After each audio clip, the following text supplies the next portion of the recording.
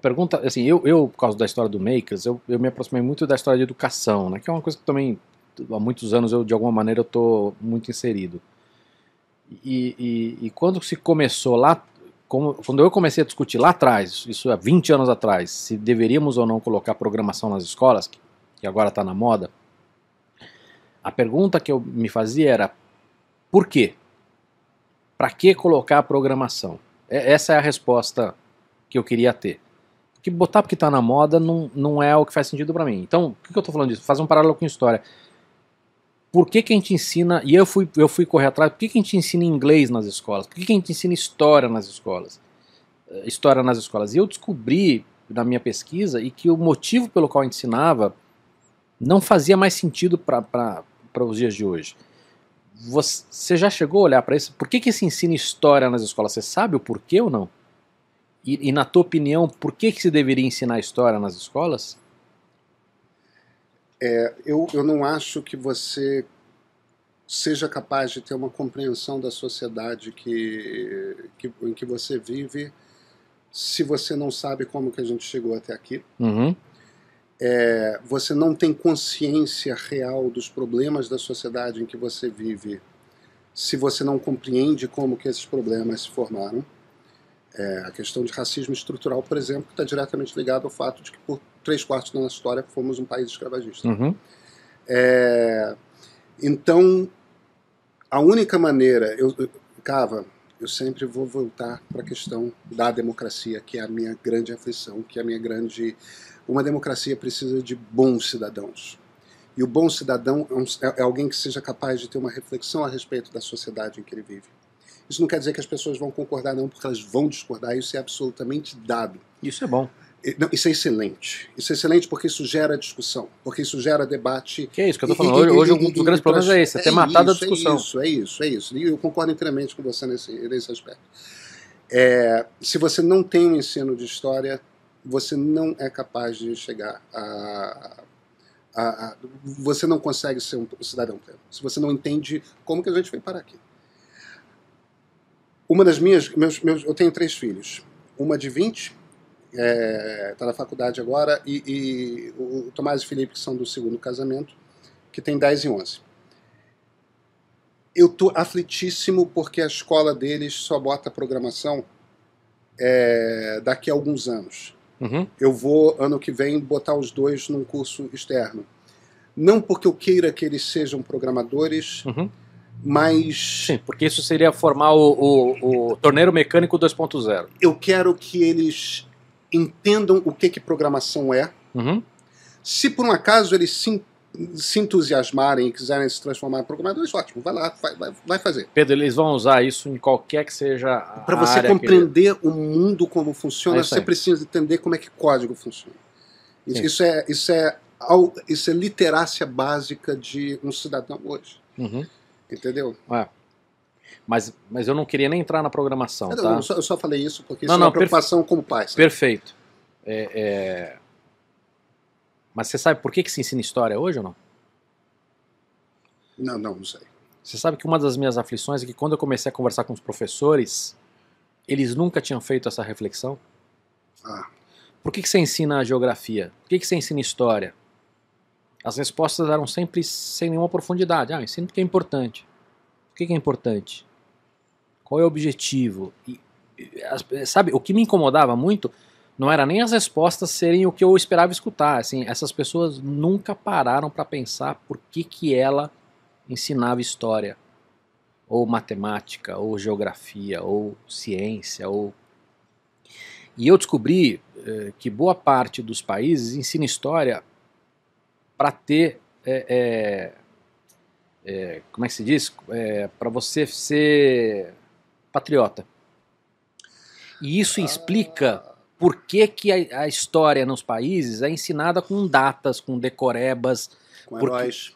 Por que os Estados Unidos só ensina os Estados Unidos, né? Uma série de outras coisas. E não é, pelo menos no momento atual, não é assim. Eu concordo muito com essa tua definição do porquê que você acha que deveria estudar história, é o que eu acredito.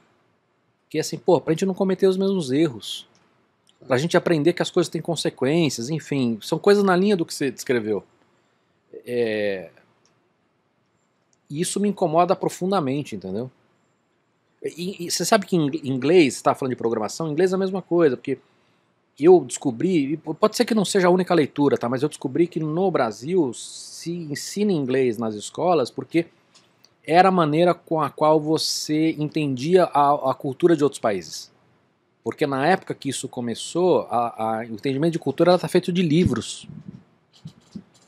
Por isso que o inglês é ensinado nas escolas muito em cima da leitura, e não na conversação. E hoje se aprende como? No YouTube. Então não estou nem discordando se deveria ensinar história, ou inglês, ou programação, mas se você entende o porquê, ou se pelo menos a gente discute o porquê deveria ensinar, como e o que a gente ensina, se transforma completamente. Claro, eu concordo plenamente. E isso que me dá uma profunda aflição quando a gente fala de discussão, porque a gente está discutindo aqui coisas absolutamente irrelevantes nesse fla-flu da política e não aprofunda. Mas você vê essa coisa da Deixa história. só um pouquinho, Pedro, o microfone. Claro. Me aproximar. Você vê, a gente está discutindo essa coisa da história. O que a gente está vivendo aqui hoje como é que o fascismo surge na Europa? Por que ele surge na Itália e na Alemanha com mais força e mais cedo? Por um motivo muito simples. São os países que viraram Estado-nação mais tarde, a Alemanha e a Itália, e que, portanto, passaram por um processo de industrialização tardio. Quando você vai na década de 10, é o momento do arco final do processo de industrialização. É o momento em que pessoas que passaram gerações e gerações e gerações vivendo como gente plantando no campo, fazem o êxodo rural e vão para Milão, vão para Hamburgo, né? Para trabalhar em condições miseráveis numa indústria. Aquilo que a Inglaterra, por exemplo, tinha vivido no século XIX, século XVIII e XIX... Isso tem algum paralelo com o Rusty Bell e o Trump ou não? Isso tem todo paralelo porque a gente está falando do fim da era industrial e o início da era digital, que é um processo de transformação econômica. Tem tudo a ver com isso que a gente está falando. O jornalista isso, o jornalista aquilo, a empresa de jornalismo, a indústria do jornalismo, etc. É o período de transformação que deixa todo mundo muito mais inseguro, porque você já sabe que aquele coisa do passado acabou, você ainda não sabe como que a coisa do futuro vai se estabilizar, você simplesmente está no momento em que as coisas estão mudando, constantemente mudando. E você está no limbo. Posso fazer uma perguntinha? Pode. Não. As coisas vão se estabilizar ou o ritmo das mudanças ele está crescendo exponencial de modo que esse hiato de estabilidade ele tende a ficar cada vez mais curto e... Quer responder ou não? Evidentemente a gente não tem como responder. Eu tenho. Mas eu acho que vai haver uma estabilidade de modelo em algum momento, sim. Eu acho que se você está falando de assuntos específicos, sim, cara, mas se a gente olhar a pergunta que ele fez sobre transformação cada vez mais rápido, essa é a história do mundo. Não, tudo bem. Tem uma analogia do Toffler no livro dele, que é sensacional, que ele divide os... Qual, no terceira onda?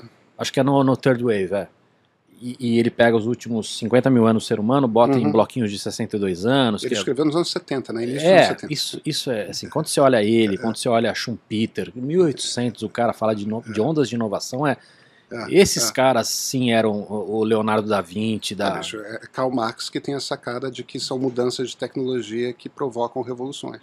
Mas você tem que, Kronjev, sei lá, isso é muito impressionante. Mas o ponto é, você consegue entender nessa visão macro que as coisas sempre estiveram mais rápidas. O nosso sentimento hoje de velocidade não é porque as coisas estão mais rápidas, porque elas sempre estiveram, é que hoje isso impacta em vida. Sim, mas o que eu quero dizer... Em 1900, mas veja, um brasileiro vivia em média 30 anos de idade.